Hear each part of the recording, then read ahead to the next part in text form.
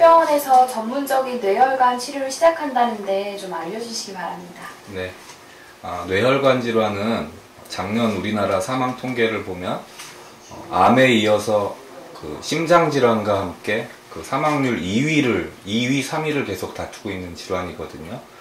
근데 이제 그만큼 이제 환자분들 수도 많고 한번 뇌혈관 질환이 발생하면 굉장히 증상이 심하게 오기 때문에 대부분의 환자분들이 대학병원에서의 치료를 원하고 또 대부분의 환자분들이 대학병원에서 지금까지 치료를 받아왔습니다.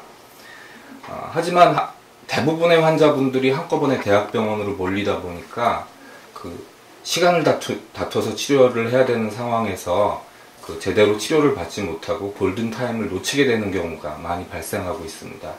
그래서 올해 5월에 우리 추병원에서 새로 이제 장비들과 인력을 많이 충원을 해서 본격적으로 뇌혈관 치료에 나서보려고 하고 있습니다. 먼저 장비를 소개해드리면 기존의 CT, MRI 이외에 그 뇌혈관 조형 장치 그리고 PET 이렇게 두 가지 첨단 장비를 도입했고요. 그 다음에 병원에서는 24시간 전문의가 상주하면서 치료를 할 수 있는 진료 체제를 갖추게 되었습니다. 그래서 대학병원은 아니지만 환자분들이 오시게 되면 얼마든지 적극적이고 적절한 치료를 받으실 수 있으리라고 생각됩니다. PET와 뇌혈관 조형 검사에 대해서 좀 더 알기 쉽게 설명해 주실 수 있으실까요? CT랑 MRI는 많은 분들이 알고 계시겠지만 CT 같은 경우에는 이제 컴퓨터 단층 촬영이고요. MRI는 자석을 이용해서 몸속을 이제 자세히 보는 장치인데 PET는 이제 양전자 단층 촬영이라 그래서 물론 PET로 모든 거를 다 볼 수 있는 거는 아니지만 CT와 MRI에서 볼 수 없는 그런 것들을 갖다가 다 잡아낼 수 있고요. 특히나 이제 요즘에는 치매 환자분들이 굉장히 많으신데요. 그 치매 조기 발견에 굉장히 도움이 될 수 있는 진단장치입니다. 그리고 혈관 조형 장치는 단층 촬영을 하는 것이 아니고요. 뇌혈관에다가 직접 조형제를 투입을 해서 그 뇌혈관을 아주 자세히 볼 수 있는 장치입니다. 하지만 뇌혈관 조형 장치를 이제 사용을 하려면은 많은 수의 전문 인력 이런 것들이 필요하기 때문에 실질적으로 뇌혈관 조형 장치를 갖다 갖추고 있는 병원은 대학병원을 제외하고는 그렇게 많지는 않습니다. 하지만 이번에 우리 추병원에서 도입해서 시행하게 됐습니다.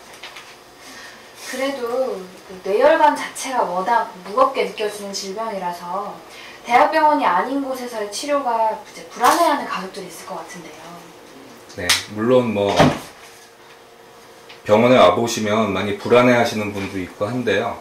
요번에 우리 병원에서 방금 전에도 말씀드렸다시피 뇌혈관 조형 장치, PET 이런 이제 최첨단 장비를 갖다가 다 갖추게 되었고요.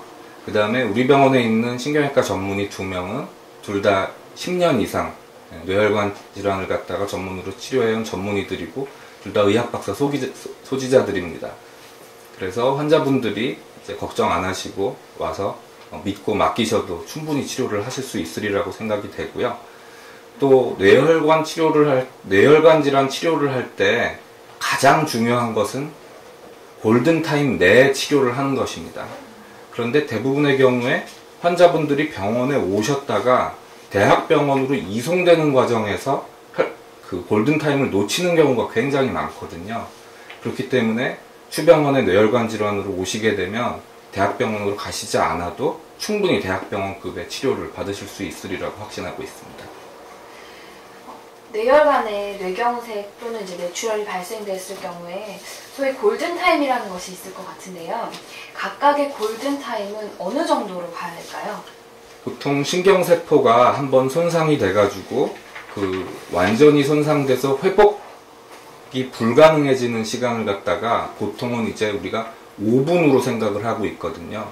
하지만 뇌혈관 질환이 발생한다 그래서 즉각 다 신경세포가 완전히 괴사되는 것은 아니기 때문에 일반적으로 볼 때 3시간 이내, 그리고 요즘에는 치료 방법이랑 진단 장비가 많이 좋아졌기 때문에 4시간 반에서 5시간까지도 보고 있습니다.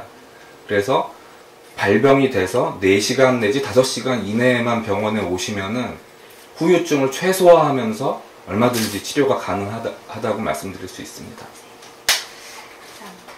뇌혈관 질환은 좀 심각하면서도 치료가 어렵기도 하지만 치료가 장기화되는 경우가 많아서 치료비 부담이 많은 것도 사실인데요.